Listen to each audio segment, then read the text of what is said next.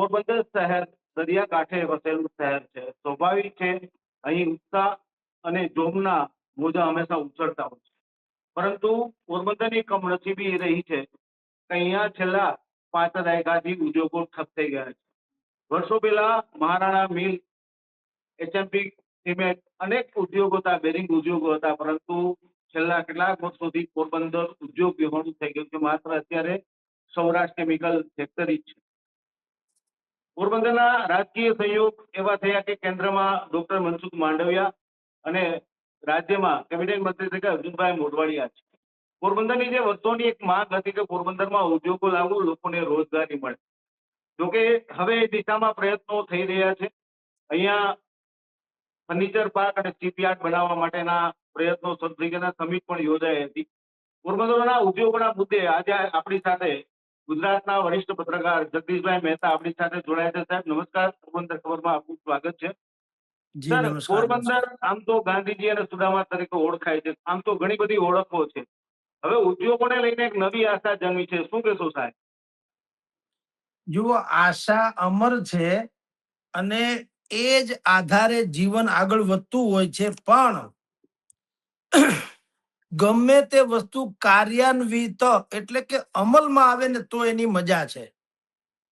મનસુખભાઈ માંડવિયા પેલી ટર્મ એને લોકસભાની 2024માં પોરબંદરમાં જીતા એ પેલા પણ તેઓ શ્રી રાજ્યસભાના સદસ્ય એટલે કે સાંસદ તો હતા ને 12 વર્ષ સુધી સતત સાંસદ રહ્યા. 2012 થી 2024 સુધી બોલો. અને કેટલી જાહેરાત કરી હશે મને કહો. અમલમાં આવે તો સાચું. હવે તમે ફર્નિચર પાર્ક વગેરેની જે વાત કરો છો પોરબંદરમાં, વાતો તો ઘણા સમયથી થાય છે. બોણી થઈ એકેય વખત બોણી? વાત એ છે પોરબંદર, તમારી જાણ ખાતર, આપ તો પોરબંદરના જ છો જીતેશભાઈ, એટલે આપને ખબર હશે કે પોરબંદર જે ગુજરાતના શિકાગો તરીકે કુખ્યાત થયું એ પહેલા પોરબંદર સૌરાષ્ટ્રના સૌથી પ્રગતિશીલ ઔદ્યોગિક શહેર તરીકે વિખ્યાત હતું. આપની જાણ ખાતર 3 શબ્દો બહુ પ્રચલિત હતા: રાણો, પાણો અને ભાણો. રાણો એટલે રાજાશાહી વખતનું પોરબંદર. પાણો એટલે ત્યાં જે બધા ઓલા વ્હાઇટ લાઇમસ્ટોન વગેરે જે નીકળે છે, ચોક પાવડર ને વ્હાઇટિંગ પાવડર ને, જે અત્યારે 86 ફેક્ટરી તમે કીધી છે બિરલા ગ્રુપની, સૌરાષ્ટ્ર કેમિકલ્સ, એ પાણો એટલે ઈ ખનીજ ટૂંકમાં. અને ભાણો એટલે ભાણાનું ઘી. ખેડ પંથકનું, ત્યાંનું પોરબંદરનું ઘી એ આરબ દેશો સુધી જાતું હતું એક જમાનામાં. આરબ દેશો સુધી તમે વિચાર કરો. અને કોટન જીલિંગ મિલ, ટેક્સટાઇલ મિલ વગેરે પણ પોરબંદરમાં મોટા પાયે હતી, જેથી હજારો લોકોને રોજી મળતી હતી અને પોરબંદરનો સિતારો બુલંદ ઉપર હતો. કઠણાઈ શરૂ થઈ, હા, કઠણાઈ શરૂ થઈ 70, 80 ને 90 ના દાયકામાં, દશકામાં, જેને આપણે ગેંગ વોર કહીએ છીએ. એમાં એવું થયું સાહેબ કે જ્યારથી સોડાએસ એટલે કે ખનીજ માફિયાઓ એને પૈસાની લાલચ જાગી અને આ બધી જ સંપદા જે છે કુદરતી પોતાની જાગીર લાગી, ત્યારથી ડખો શરૂ થયો. અને થયો એટલે ગેંગ વોરમાં પલટાણો. અને એને કારણે જૂના અનેક પ્લાન્ટ જે તેને સોડાએસ જેવા, ત્યાં જૂના પથ્થર, વ્હાઇટ લાઇમસ્ટોન વિદેશમાં નિકાસ થતા હતા. એ બધું ચોક પાવડર ને વ્હાઇટિંગ પાવડર ની એની અસંખ્ય ફેક્ટરીઓ હતી. એ આ બધી ગેંગ વોરના કારણે ટપોટપ યા તો બંધ થઈ યા તો મુશ્કેલીમાં મુકાઈ ગઈ. અને અથવા તો જે કેટલીક ટકી એ પણ પછી ટાટા અને બિરલા ને એવા ગ્રુપે હસ્તગત કરી લીધી. એટલે પછી મલ્ટીનેશનલ જેવું થઈ ગયું. એટલે લોકલ લેવલે જે પેલા નાની નાની મિલો હતી, નાનજી, કાલિદાસ વગેરેના હાથમાં ટૂંકમાં, ત્યારે સ્થાનિક લોકો પોરબંદર પંથકના જ, આપની જાણકાર, મેર સમાજ, માલધારી, રબારી, ભરવાડ, કોળી સમાજ, રઘુવંશી, આ બધા ઈ પોરબંદર પંથકના જે લોકો છે એને રોજી રોટી મળી રહેતી હતી. અને તમે બિલકુલ સાચી વાત કરી કે સુદામાંથી શરૂ કરીને મહાત્મા ગાંધી સુધી અનેક હસ્તીઓ પોરબંદરમાં થઈ ગઈ કે જેણે વિશ્વભરમાં આપણે એને ખ્યાતિ અપાવડાવી પોરબંદરને, પણ કમનસીબે 70, 80 અને 90 ના દાયકામાં જે ગેંગ વર્તાઈ, નારણ મેપા ને નારણ સુધા ને સરમણ મુંજા ને સંતોકબેન જાડેજા ને ભીમા દુલા ને ઇબ્રાહિમ દાદી ને જુમ્મા ફકીર ને એ બધાના જે પછી મમુમિયા પમુમિયા પંજુમિયા સુધી આ બધા જે બધા ગેંગ અને બધું, કારણ કે સાગરકાંઠાનું રહ્યું ને પોરબંદર, સાગરકાંઠાનું હોવાને કારણે દાણ ચોરી ને RDX ને વિસ્ફોટકો ને વિદેશની લિંક ને આ બધા બહુ કનેક્ટેડ થઈ ગયું. એને કારણે પોરબંદરની અસલ જે ઓળખ છે એ ભૂસાઈ ગઈ, ગેંગવોરમાં ખપી ગયું, ઉદ્યોગો હતા એ પલાયન થઈ ગયા, રોકાણકારો આવતા અટકી ગયા, અને ત્યાં સ્થાનિક લોકોના આ અમુક જે માફિયાઓ કહી શકાય, અમુક લોકો, એને કારણે જે ડખે ચડેલું પોરબંદર એ આમ જુઓ તો હજી સુધી થાળે નથી પડ્યું, ધીરે ધીરે પડી રહ્યું છે. એમાં મનસુખભાઈ માંડવિયાની આ જાહેરાત જે છે એ આશાનું કિરણ છે, પણ મેં કીધું તેમ ચોપડા ઉપર નહીં, અમલમાં આવે ત્યારે વધુ સારું થાય. જી સાહેબ, ખાસ કરીને અત્યાર સુધી તો કોઈ આશા નહોતી. માની લો કે ઘણા બધા કારણો હતા, સમીકરણો હતા. હવે એક પહેલ થઈ છે. પોરબંદરના જે યુવાનો છે સાહેબ, એને તો પોરબંદરના ઉદ્યોગો જોયા નથી, એ સમયનું પોરબંદર એમને જોયું નથી, પરંતુ ક્યાંક છે ને દુઃખ તો તણખું તાણે એ રીતે જે તારે એ રીતે સાહેબ વાત કરીએ. હવે ભલે જે કાંઈ પ્રયત્નો થયા છે, ફર્નિચર યાર્ડ આવે કે એક શિપ યાર્ડ બનાવવામાં આવે, અત્યારે તો અમારે ખાલી માછીમારી અને ખેતી પર જ આધારિત છે, પરંતુ હવે એક નવી આશાની કિરણ અમને દેખાઈ જશે. હવે આજના યુવાનો છે એ અહીંથી પલાયન થાય છે, પરંતુ હવે એમને રોકવા માટેના પ્રયત્નો તો ઉદ્યોગો તો છે. પ્રવાસન પણ સાહેબ ખૂબ મોટું અમારા માટે રામબાણ સાબિત થઈ શકે એવું છે. પ્રવાસન માટે પણ પોરબંદર સોમનાથ દ્વારકા કોરિડોરની એક યુવાને હમણાં કેતનભાઈ ભરાણીએ રજૂઆત કરી. સાહેબ, હવે તક સારી છે, કારણ કે કેન્દ્ર અને રાજ્યમાં બેયના પોરબંદર પ્રતિનિધિત્વ કરે છે. આવી સ્થિતિમાં સાહેબ તમે કેવું જુઓ છો, પ્રવાસન અને ઉદ્યોગને કઈ રીતે જોડી શકાય? બિલકુલ જીતેશભાઈ, ઉમ્મીદો પે તો દુનિયા કાયમ હૈ. એટલે વાત સારી અને સાચી છે ને. હવે જેન જી નવી પેઢી જે છે એને આ ભૂતકાળ જે કચડાયેલો અથવા તો જેને કહી શકાય ભૂસાવા જેવો અવિસ્મરણીય, એટલે હવે યાદ રાખવો ન ઘટે એવો ભૂતકાળ છે, એની સાથે કોઈ સંબંધ નથી. હવે જે કેટલાક ગેંગસ્ટરોના વારસદારો જીવે છે એ પણ હવે પેલા જેવા ગેંગસ્ટર નથી રહ્યા, કારણ કે બધા માલેતુદાર થઈ ગયા છે. જેલની હવા કોઈને પોસાય એમ નથી, બધા એસીમાં રહેવા ટેવાઈ ગયા. એટલે હવે ચિત્ર બદલતું જાય છે, એ હકીકત છે. અને તમે જે કીધું તેમ કે અહીંથી સ્થળાંતર એટલા માટે જ લોકો થયા, કારણ કે ત્યાં સ્થાનિક લેવલે કાંઈ કરતા કઈ આશાનું કિરણ નહોતું. એટલે તમારા બધા લોકો મોટા ભાગના તમે જુઓ આફ્રિકા ને દુબઈ ને એ બાજુ ને કોઈ બીજી રીતે USA ને ત્યાં બધા વયા ગયા છે. એ એટલા માટે સ્થળાંતરિત થઈ ગયા છે કારણ કે અહીંયા હતું નહીં. પણ જો પોરબંદરને એની ઓરિજિનલ ઓળખ અને એવા ધંધા આપવામાં આવે તો જીતેશભાઈ, તમારી જાણ ખાતર પોરબંદર વૈશ્વિક ટુરિઝમનું હબ જેવું બની શકે એમ છે. આપની જાણ ખાતર આ ફર્નિચર માર્ટ કે પ્લાન્ટ જે કઈ માંડવિયાજી કે તો ઠીક છે, એક જમાનામાં મેં તમને પાણો ભાણો અને રાણો જે કીધું પોરબંદરનું, એના ઉપરાંત તમને કહું સ્થાનિક ગ્રહ ઉદ્યોગોમાં કેવી પોરબંદરની માસ્ટરી હતી. તમને કહું, લાકડાના હસ્તકળા, ખારવા કોમ અને મિસ્ત્રી કોમ બે ભેગા થઈને લાકડાની હસ્તકળા, એટલે તમારા સુંદર પલંગ ને હિંડોળા ને ઝૂલા ને પૂજાના મંદિર ને આ રમકડા ને ઈ પોરબંદર માં બનતા ને વિશ્વભરમાં પ્રખ્યાત હતા. આ ગ્રહ ઉદ્યોગ બાંધકામ નકશી હતી અલગ હતી, વાહણની જે હજી બાંધકામની કહું છું, નકશી હતી એ પણ દુબઈમાં એની માંગ રહેતી હતી. હજી હું કહું છું, અનેકો ઉદ્યોગ છે, ખાલી આ તો શરૂઆત કરી છે. તો લાકડાની હસ્તકળા ઉપરાંત મોતીકામ, તોરણથી માંડી પગરખા, કળશ, નાળિયેર અને ભગવાનના વાઘા એ પણ પોરબંદર પંથકની મેરાણીઓથી માંડીને બીજી બેનું દીકરીઓ જે બનાવતી હતી એની પણ ડિમાન્ડ દેશભરમાં હતી. પછી માછલીની જાળ, ફિશિંગ નેટ, એ ત્યાં ગ્રહ ઉદ્યોગની જેમ બનતી હતી એક જમાનામાં. અને મસાલા અને પાપડ, જે હાથી મસાલા મારા ખ્યાલથી પોરબંદરના છે આઈ થિંક, પણ મસાલા અને પાપડ, ઘેડ પંથકના મરચા અને અડદના પાપડ, એની ડિમાન્ડ સૌરાષ્ટ્રમાં નહીં સમૂચા દેશમાં હતી. તો આપની જાણ ખાતર અહીંયા પોર્ટનો જો હજી પૂર્ણપણે વિકાસ થાય, જેમ જોડિયા જે ગામ છે જોડિયા, એ જોડિયા એક જમાનામાં બંદર હતું, એટલે પોર્ટ હતું. એ પોર્ટ પડી ભાંગ્યું, બંધ થઈ ગયું, અથવા તો જેવું તેવું થયું. એને પણ પુનરુદ્ધાર કરવાની વાતો વર્ષોથી ચાલે છે. એમ પોરબંદરના પોર્ટની પણ જીર્ણોદ્ધારની વાતો ચાલે છે અને ધમધમતું કરવાનું ભલે કે છે.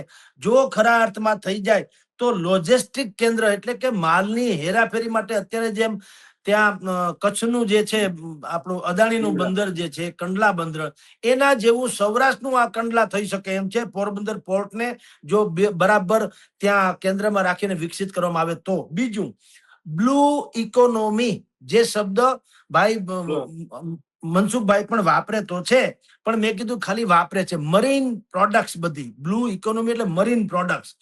એમાં તમે ત્યાં વેર હાઉસીસ પણ બનાવી શકો, આધુનિક શિપ પ્રોસેસિંગ પ્લાન્ટ, ત્યાં વહાણો બને, આધુનિક વહાણો બને એ પણ ત્યાં બની શકે. કોલ્ડ સ્ટોરેજ નું ચેઇન તમે ત્યાં ઉભી કરી શકો.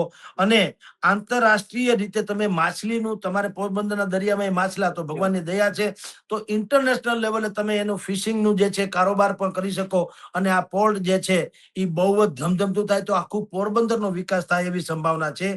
બીજું, મરીન સ્ટાર્ટઅપ, એટલે કે સી વીડ, એટલે જે દરિયાઈ વનસ્પતિ જે છે, હા એના દરિયાઈ વનસ્પતિ કે દરિયાઈ ઝીંગા ઉછેર કેન્દ્ર દાખલા તરીકે હાલો ને, આ પ્રકારનું પણ જો ઔદ્યોગિકરણ કરવામાં આવે તો પણ પોરબંદરનો બિલકુલ સુવર્ણકાળ ફરીથી આવી શકે એમ છે. ખનીજ, હવે ઈ તો ખનીજ તો હવે ભલે પ્રતિબંધ લાગી ગયો ખાણ ખનીજના માફિયાઓને કારણે, પણ ખનીજ સંપદાથી આખો ઘેડ પંથક જે છે એ ભયંકર સમૃદ્ધ છે. આપની જાણ ખાતર રાણાવાવ વગેરેમાં લાઇમસ્ટોન જે છે, સિમેન્ટ ને કેમિકલ ફેક્ટરીઓ ત્યાં નાખી અને બુદ્ધિપૂર્વક પર્યાવરણને નુકસાન ન થાય અને બિલકુલ અસંતુલિત પ્રણે ખનીજ ન ખોદવામાં આવે, તેમ છતાં આવશ્યક એવી વાત કરવામાં આવે તો સિમેન્ટની ફેક્ટરી અને મેં તમને કીધું લાઇમસ્ટોન વગેરેનું જે છે એ આખું હબ છે પોરબંદર, એ પણ એમાંથી આગળ આવી શકે. એગ્રો પ્રોસેસિંગ એ પણ છે તમારા ઘેડ પંથકના કૃષિ ઉત્પાદન. મેં તમને ઓલી મસાલાવાળી વાત કરી ને, તો એ ત્યાંનું મરચું ઘેડ પંથકનું, અને અડદના પાપડ ને જે કઈ વાતો છે, ચણા, હા, તો એ બધું જે પ્રોસેસિંગ યુનિટ તમે જે બનાવો કે જેમાં તમે મગફળીનો તેલની ઓઇલ મિલ પર ઘણી બનાવો, અને આ બધું જ બનાવીને ફાર્મ ટુ ફેમિલી, એટલે પ્રોસેસિંગ યુનિટ એટલે ખાલી ચણા પેદા કરીને માર્કેટિંગ યાર્ડમાં વેચ્યા હો તો બીજા બધાની હાલત જેમ આખા સૌરાષ્ટ્રમાંથી એવી થાય, એવું નહીં. ત્યાંના ખેડૂતોને કહો કે તમે અડદ પેદા કરો તો અડદના પાપડ બનાવી પેકિંગ કરીને કોઈ પણ નામથી, પોરબંદરના સુદામા કે ગાંધીજી જે નામથી હોય તે નામથી એમ કરીને તમે જો વેચો અને તમે કોલ્ડ સ્ટોરેજ સહિતનું બધી ફેસિલિટી જે છે સરકાર પૂરી પાડે, તો આ પોરબંદર અને ઘેડ પંથક જે છે એ ભૂતકાળના સુવર્ણ કાળ જે હતો એના કરતા પણ વિશેષ ડેવલપ થઈ શકે એવી સંભાવના પૂર્ણપણે છે. એટલે ભાઈ જે અત્યારે મનસુખભાઈ વાત કરી રહ્યા છે કે ફરીથી આપણે એમ કે ફર્નિચર માર્ટ થી માંડીને, પાર્ક થી માંડીને જે કઈ, એ તો એકાદ બે વાત છે. મેં આ તમને ગણાવ્યું જે છે પોર્ટનો વિકાસ, બ્લુ ઇકોનોમી, મરીન સ્ટાર્ટઅપ, ખનીજ, એગ્રો પ્રોસેસિંગ, પછી ટુરિઝમ. આ તો સૌથી મોટામાં મોટું બને એમ છે ટુરિઝમ, કારણ કે વિશ્વ આખાને અત્યારે જેની સખતમાં સખત જરૂર છે શાંતિની. તમે જુઓ, આપણે દુનિયાના કોઈ પણ વ્યક્તિ, આપણા સંબંધીથી માંડીને વિશ્વને કોઈ મહાન આત્મા પણ જયારે દિવંગત થાય તો આપણે બધા જ એક કોમન વાક્ય બોલીએ છીએ કે ઈશ્વર એના આત્માને શાંતિ આપે. કોઈએ એમ નથી કીધું કે ઈશ્વર એના આત્માને 3 BHK નો ફ્લેટ આપે કે 10 તોલા હોનું આપે, એમ કોઈ નથી કહેતું. એના આત્માને શાંતિ, કારણ કે શાંતિ એક એવી ચીજ છે જે સમૂચા વિશ્વની આવશ્યકતા છે. અને મહત્વની વાત, અથવા તો આપણે છાતી ફાટ થવી ગૌરવ એવી વાત એ છે કે શાંતિના મસીહા કહી શકાય પરમ પૂજ્ય મહાત્મા ગાંધી એ પોરબંદરમાં જન્મ્યા હતા. તો એ રીતે પણ તમે ટુરિઝમ જો તમે ત્યાં કરો તો એનાથી શું થાય, ટુરિઝમ કેન્દ્ર તરીકે હોમ મેડ એટલે હસ્તકળા, ગ્રહ ઉદ્યોગમાં શું બનાવી શકો, સૂતરની આટી બનાવી શકો, તમે કુકીઝ, ચોકલેટ બનાવી શકો, પછી તમે બીજા કેટલાક ખાખરા, થેપલા, વેક્યુમ પેકિંગ વાળા એ પણ તમે ત્યાં બનાવી શકો, સૂતરની આટી બનાવી શકો, તમે સૂતરની, ગાંધીજીનું છે એટલે સૂતરની આટી બનાવી શકો, નાના નાના ચરખા બનાવી શકો, અને તમે ચરખા ઉપરાંત ખાદીના કપડા, બેગ, રૂમાલ, પર્સ, આ બધુંય બનાવીને એને બિલકુલ બ્રાન્ડિંગ કરો. જો સરકારી બ્રાન્ડિંગ કરાવે, જેમ અમિતાભ બચ્ચને કીધું ને, કુછ દિન તો ગુજારીએ ગુજરાત મેં, અથવા તો આપને કચ્છ નહીં દેખા તો ક્યાં દેખા, એમ જે કર્યું એમ જાણીતી હસ્તીઓના મારફત ગાંધીજીની જન્મભૂમિ પોરબંદર છે એની આ પ્રોડક્ટ છે હસ્તકળાની, અને ખાદીથી માંડીને સૂતરની આટી સુધી વિશ્વભરના મહાન નેતાઓના સન્માન. હવે આજકાલ જે નરેન્દ્ર મોદીએ પણ એ પેટર્ન તો બદલાવી, એ ગીતાજી આપીને સન્માન કરે છે અરસપરસ. અહીંયા આવે છે તો ભેટમાં ગીતાજી આપે છે. એવી રીતે મહાન માણસો આવીને સૂતરની આટીની તમે જો એમ કે એનાથી સન્માનિત કરો, એ પ્રચલિત થાય તો આપણે જે ખોટા ફૂલના ગુચ્છાઓમાં ખર્ચા થાય એના કરતા સૂતરની આટી પડાવ તો સાદગીનું પ્રતીક પણ રહે, પોરબંદરનો હસ્તકળાનો ઉદ્યોગ થાય એ પણ વિકસે, અને એક આખો મેસેજ જાય. કારણ કે સાદગીમાં જ શાલીનતા છે. આ પ્રકારે ગ્રહ ઉદ્યોગ પણ તેમાં થઈ શકે એમ છે. એટલે પેપરલેસ બેગ્સ, જે ઇકોનોમી જેને કહી શકાય, ઇકો ફ્રેન્ડલી, કાપડના શણમાંથી બનાવેલી, એ પણ ત્યાં ગાંધીજીના નામે પણ તમે ઇકો ફ્રેન્ડલી નામે ગ્રહ ઉદ્યોગની જેમ બનાવી શકો. તો પોરબંદરને જો આવી રીતે ગ્રહ ઉદ્યોગમાં આ સરકાર આવી રીતે મહેનત કરે તો એ બધા જે અત્યારે બધા વયા જાય છે બીજા બધા દેશમાં હિજરત કરીને, યુકે થી માંડીને આફ્રિકા સુધી, એ જતા અટકે નવી જનરેશન, અને પોરબંદરનો ગોલ્ડન પીરિયડ ફરી પાછો આવે. જી સર, એક લાસ્ટ ક્વેશ્ચન. પોરબંદરના હવે રાજકીય પક્ષો દ્વારા પ્રયત્નો થાય છે, નેતાઓ દ્વારા. હવે પોરબંદરની જનતાને એમાં શું ફરજ પડી કે કઈ રીતે સહયોગ આપવો જોઈએ જેથી ઉદ્યોગો આવે અને પોરબંદરનો ફરી વિકાસ થાય છે? જુઓ, જનતામાં એટલે કે જે કેટલાક લોકોના કારણે અથવા તો કેટલાક સમયના કારણે, જેમ 70 થી 90 ના દાયકામાં પોરબંદરની છાપ ભૂસાઈ ગઈ અથવા તો કુખ્યાત થઈ ગઈ, એ મિટાવવાની જવાબદારી તો પોરબંદર વાસીઓની હોઈ શકે. નવી જનરેશન આ વાત જે છે એ તમે છે ને કાયદાને ફોલો કરીને, અથવા તો એક એવું નીતિગત જીવન ધોરણ તમારું બનાવો. પોરબંદરમાં જેમ આપણે એરપોર્ટ છે, એરપોર્ટ એમાં કેમ ગંદકી આપણે નથી કરતા, પાન ખાઈને થૂકતા નથી, કચરો ગમે ત્યાં ફેંકતા નથી, ડસ્ટબિનમાં જ નાખીએ છીએ. એનો એ જ વાત આપણે બસ સ્ટેશનમાં ગમે ત્યાં થૂકીએ છીએ, કારણ કે એટમોસ્ફિયર નથી, વાતાવરણ. તમે એરપોર્ટમાં ભલે જ નહીતર આમ કોઈ તમને ઘડીએ ઘડીએ ના પાડવા આવે એમ છે નહીં, તેમ છતાં તમને એ એટમોસ્ફિયર એવું છે, તમને એમ થાય કે થૂકીએ તો ખરાબ લાગે, તમને તમારી જાત ઉપર તિરસ્કાર થાય કે અહીંયા થૂકાય નહીં. એને કહેવાય એટમોસ્ફિયર, માહોલ. તો પોરબંદરની જેનજી નવી પેઢી જે છે પોરબંદરની, એને હું અપીલ કરું કે એને એવો માહોલ ક્રિએટ કરવો જોઈએ કે મહાત્મા ગાંધીની આ ભૂમિ છે, માફિયાઓની નહીં. એક ફેસ, એક દોર હતો, દોર ખતમ થઈ ગયો. દરેકના જીવનમાં ચડાવ ઉતાર આવે, એમાં પોરબંદરમાં આવે, માની લ્યો. પણ મહાત્મા ગાંધી જેવું તમારી પાસે એવું રત્ન છે જેના થકી તમે વૈશ્વિક ઓળખ પામી શકો એમ છો. એટલે એમાં શું થવું જોઈએ? એમાં એવું જ થવું જોઈએ, નાગરિકોએ ક્યાંય કોઈ રોડ રસ્તા વચાળે કચરો ન કરે, દંગા ફસાદ ન કરે, દારૂ બારૂ કે વ્યસન મુક્તિ સ્વયં અનુભવે. હું તો કહું સિગરેટ કે પાને મળવી ન જોઈએ, કે વ્યસન મુક્તિ તો મહાત્મા ગાંધીનું બીજો અધ્યાય હતો. તો એવી નૈતિકતા કેળવવાની કોશિશ કરે. તમે પાન ગલોફામાં પાન નાખીને વ્યસન મુક્તિની વાત કરો, કોઈને ગળે ન ઉતરે. એટલે ઈ જે જીવન ધોરણ જે છે થોડુંક બનાવો તો લોકોને એમ થાય. અમારે રાજકોટની બાજુમાં એક રાજ સમઢિયાળા નામે ગામ છે, હરદેવસિંહ જાડેજા એના સરપંચ છે. એ ગામમાં રામ રાજ્ય છે એમ કહો તો ચાલે. ત્યાં કચરો નાખવાની મનાય છે, થૂકવાની મનાય છે, વ્યસનની મનાય છે, દંગા ફસાદ કરવાની મનાય છે, ચૂંટણીની મનાય છે, ઈર્ષાની મનાય છે. ત્યાં દુકાને થડા ઉપર માણસ બેસે કે ન બેસે, બધા માલ સામાનનો ભાવ લખ્યો, તમારે જેટલું જોતું લઈ લ્યો જોખી કરવીને, અથવા તો પેકિંગમાં પૈસા ત્યાં મૂકી દો. આટલી બહેતરીન વાત જે સારણ સિંગડાપુર, ઓલા શનિદેવ સિંગડાપુર નું કહેવાય છે મહારાષ્ટ્રમાં, ત્યાં પણ જેમ છે કે બારણા જ નથી, બાર શાખ હોય છે. બેંક, ઉદ્યોગ કે ઘર, એને બાર શાખ હોય, બારણા ન હોય. બારણા ન હોય છતાંય કોઈ દિવસ ત્યાં ચોરી નથી થતી. એમ કહેવાય છે કે શનિ મહારાજ એની રક્ષા કરે છે. હવે શનિ મહારાજ રક્ષા કરે કે અહીંયા રાજ સમઢિયાળામાં હરદેવસિંહ જાડેજાના નિયમ જે છે એ રક્ષા કરે, એ જે હોય તે. પોરબંદરે આનાથી શીખ લેવી જોઈએ કે જનતા સ્વયં એક વખત, હું તો કહું આની ગલીએ ગલીએ મિટિંગ થવી જોઈએ. એવા 10-15 જણા પોરબંદરના શુભેચ્છકો, સારા લોકો જે છે એ ગલીએ ગલીએ મિટિંગ કરે કે આપણે આપણા નગરને વૈશ્વિક ઓળખ પાછી અપાવીએ. એટલે બને ત્યાં સુધી આપણે સ્વચ્છતા જાળવીએ, ગંદકી ન કરીએ. ગંદકી હોય ત્યાં કોક હું તમને કહું, ખાનગી ઉદ્યોગકારો કે મોટા દાતાઓ કે બીજા કોકની સહાય લઈ અને તમે અમારા જેમ રાજકોટમાં દરેક તમે જુઓ ચારે બાજુ તમે રોડ રસ્તાની બંને તરફ તમે જો ચિત્રો દોરવામાં આવેલા છે, જેને ચિત્રનગરી એક સમયે કહેવામાં આવતું હતું. એક સંસ્થા છે રાજકોટમાં, એ આવું કામ કરે છે. હવે એ ચિત્રો એટલા સુંદર હોય કે તમને ત્યાં થૂકવાનું મન ન થાય, થૂકો તો તમને તમારી જાત ઉપર તિરસ્કાર થાય. આવું પોરબંદર ના લોકોએ એક એવી સંસ્થાઓ ઊભી થવી જોઈએ, જાગૃતિ યુવાનોની, ખાસ કરીને યુવાનોની. એ ગલીએ ગલીએ જાય બધાને કે આપણે મહાત્મા ગાંધીનું પોરબંદર છે, સુદામાજી કૃષ્ણ ભગવાનના મિત્ર સુદામાનું પોરબંદર છે, નાનજી કાલિદાસનું યા તો દાતા છે એનું પોરબંદર છે, અથવા તો જયદેવ ઉનડકટ સુધીના, સમજી લ્યો ને. આવા જે વૈશ્વિક બ્રાન્ડ તમારી પાસે છે એવા લોકોનું આ પોરબંદર છે, એની આપણે ઓળખ પુનઃ સ્થાપિત કરવા માટે થઈને આપણે કેટલાક જાહેર નિયમો પાળીએ, બને ત્યાં સુધી વ્યસન મુક્તિનું જે છે મેસેજ કરીએ, સ્વચ્છતાનું મેસેજ કરીએ, કાનૂનનું ફોલો કરવાનું મેસેજ કરીએ. ટ્રાફિક સિગ્નલ લાલ થાય તો જ ગાડી ઉભી રહી એવું શું કામ? આપણને ખબર પડે જ છે કે સામે અત્યારે મુશ્કેલી છે, તો આપોઆપ તમારામાં નૈતિકતાના ધોરણે તમે ઉભા રહી જાઓ. આવી જે કેટલીક નીતિગત બાબતો જે છે એ જો પોરબંદરની નવી જનરેશન પેદા કરશે તો સ્વાભાવિક જ ઉદ્યોગકારોને આ સાગર કાંઠો તો આ કુબેરના ભંડાર જેવો છે. ઉદ્યોગકારો પૈસા રોકવા તો માગે છે, પણ એની સલામતી ઈચ્છે છે.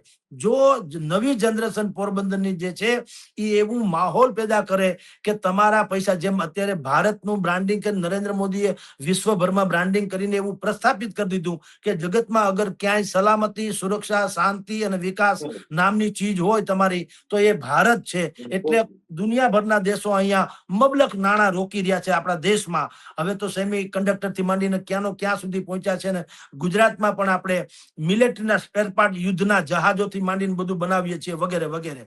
તો એ રીતે બ્રાન્ડિંગ કરીને જેમ વિશ્વમાં નરેન્દ્ર મોદીએ આ વિશ્વભરના ઉદ્યોગકારો કે રોકાણકારોને આકર્ષ્યા, એમ પોરબંદરની નવી પેઢીએ એક કાયદેસરની સમિતિ કે મંડળ ઉભું થવું જોઈએ, સ્વૈચ્છિક. એમાં પાછું એમ નહીં કે આ મંત્રીને સંત્રીને પ્રમુખ, પાછું એમાં ઈગો ક્લેશ આવી જાય. તમને કોઈક સાલ ઓઢાડે તો હું રિહાઈ જાઉં, મને સાલ ઓઢાડે તમે રિહાઈ જાઓ, એવું કઈ નહીં. એ કાયદેસર અમલવારી, અમલ આયોજન પંચ જેવી હોવી જોઈએ, સીધો અમલ. કે ભાઈ દરેક શેરીમાં જઈને કહી દઈએ કે તમને આ કચરો જે છે તમને પોતે નુકસાનકારક છે, બને ત્યાં સુધી કચરો ન ફેંકો. એની જાગૃતિ કેળવે, વ્યસન મુક્તિનું કેળવે, યુવાનોને રોજગાર. મેં તમને ઘણા રોજગાર કીધા, હોમમેડ ટુરિઝમ જેવા. ગાંધીજીનું આ છે એટલે ખાદીમાંથી બનતા કે તોરણ બનતાથી માંડીને બધા જ પ્રકારના ઉદ્યોગો મેં તમને હમણાં જે વર્ણવ્યા છે એ પ્રકારના તમે ઉદ્યોગોમાં લોકોને પોરવો. આમાં છે ને નવરું મગજ છે ને એ અણુબોમ્બ કરતા વધુ ખરાબ હોય, બીજું કશું જ નથી. માણસને કામમાં રાખી દો એટલે એનાથી વિશેષ કોઈ જાતની સેવા જગતની હોતી નથી. તમે ફ્રી હો તો તમને જુઓ, ભાગ્યે જ કોઈક એવા યુવાનો હશે કે નવરા બેઠા હોય તેને એમ થાય હાલો હું હનુમાન ચાલીસા બોલું, 2 માળા કરું. એવું નહીં બને. કાં તો કુથલી કરે અને કાં ન કરવાનું કરે. એટલે નવરું દિમાગ આપણા ગુણવંત શાહ જે છે, વિદ્વાન પત્રકાર, લેખક ને વિવેચક ને ચિંતક, ભાસ્કરમાં લખે છે પેલે પાને, જેની કોલમ રણ તો લીલાછમ, એના સિવાયની અનેકો કોલમ છે, પણ મહાન લેખક છે. એ ગુણવંતભાઈ શાહ કે છે નવરું દિમાગ એ અણુબોમ્બ કરતા વધુ ખતરનાક હોય છે. એટલે યુવાનોને જેટલા હાથ એટલા કામ મળી રહે ને, તો આ જગતમાં કોઈ જાતની બીજી ક્રાંતિની જરૂર જ નથી. કારણ કે ઈશ્વરનું કોઈ સર્જન નકામું હોતું નથી, એને ખાલી કામ આપવાની જરૂર છે, એના લેવલ પ્રમાણે. હા, જેને કૌશલ કહેવાય છે. તો આપણા આ જે ખબર જે છે પ્લેટફોર્મ તમારું પોરબંદરનું, તો હું આપના થકી જ કહું છું કે બધા જ લોકો આ જે પોરબંદરની યુવા પેઢી છે એની એકાદી નાની મોટી સમિતિ બને, ગલીએ ગલીએ જાય, બધાને સમજાવે કે આપણા શહેરની પ્રતિષ્ઠા વધારવા માટે થઈને બધા યોગદાન આપો, તો મારી દ્રષ્ટિએ પોરબંદરની ઓળખ વહેલી મળી જશે. અને બાકીનું કામ જે મનસુખભાઈ માંડવિયા જેવાએ જે વાત કરી છે, તો એને કયો, હવે તો અર્જુનભાઈ ભારતીય જનતા પાર્ટીમાં આવી ગયા છે, તો એને કયો થોડુંક પુશઅપ કરે. બાબુભાઈ બોખરિયાને એનું જે કાંઈ બીજું વાંકુતરા, હું અત્યારે જેમ તમારે જો સારું કરવું હોય તો હવે તમારે સાઈડ ઇફેક્ટ નહીં જોવાની, એવું કરવામાં જ આપણે મુશ્કેલી છે. હવે એ સક્ષમ છે એટલું માની લ્યો ને, જેમ છે તેમ સક્ષમ છે, એને કયો ભાઈ સાહેબ હવે નવી પેઢી માટે કંઈક સારી કરો, એન્જિનિયરિંગ કોલેજો બનાવો, આઈટીઆઈ જેવું કંઈક લઈ આવો, નવી હોસ્પિટલ કે એમ્સ જેવું કંઈક એના જેવું ઇન્ફ્રાસ્ટ્રક્ચર લઈ આવો. તમારે ત્યાં એરપોર્ટ છે, ટૂંકમાં બધું જ છે. ગામડાના નેહડાથી માંડીને, મેયરના નેહડાથી કે માલધારીના નેહડાથી માંડીને એરપોર્ટ સુધીની બધી સુવિધાને, અને પાછો સુવર્ણ જેને કહી શકાય ભંડાર જેવો સમુદ્ર કાંઠો છે. મુજ તણા તું ખારા નીર જોઈને મોન ફેરવ મર જીવા મારા તળિયા તપાહી જો તને કુબેર વામણો લાગશે એમ કે છે ને. તો એ સમુદ્ર જે છે એ તમારી પાસે પાછું તમે તેના ખોળામાં રમો છો પોરબંદર. તો આવું જે બહેતરીન પ્લેટફોર્મ તમારી પાસે તો છે, કુદરતી તો છે, માત્ર નૈતિકતા રીતે યુવાન પેઢી તૈયાર થાય તો પોરબંદરને એની ઓળખ મળી જાય ચોક્કસ. અને વળી પાછું જમધમતું થાય. જી આ હતા જાણીતા વરિષ્ઠ પત્રકાર જગદીશભાઈ મહેતા. એમનું કેવું છે પોરબંદરમાં સમુદ્ર છે ને એના તાકાત જેટલી અનેક ઉદ્યોગો ક્ષેત્રે, લઘુ ઉદ્યોગ ક્ષેત્રે અને હસ્તકલા ક્ષેત્રે અનેક તકો રહેલી છે. માત્ર જરૂર છે ઈચ્છાશક્તિની. રાજકીય પક્ષો દ્વારા જે પ્રયત્નો થયા છે ખૂબ સારા છે, પરંતુ પોરબંદર શહેરીજનોની પણ નૈતિક ફરજ છે કે આ જે પ્રયાસ છે એમાં એ સહયોગ આપે. જગદીશભાઈ, આપનો ખૂબ ખૂબ આભાર પોરબંદર ખબર સાથે જોડાવા બદલ. હવે જી નવા જ નમસ્કાર. વિષયો સાથે ફરીથી મળશું. ત્યાં સુધી રજા આપશું. નમસ્કાર.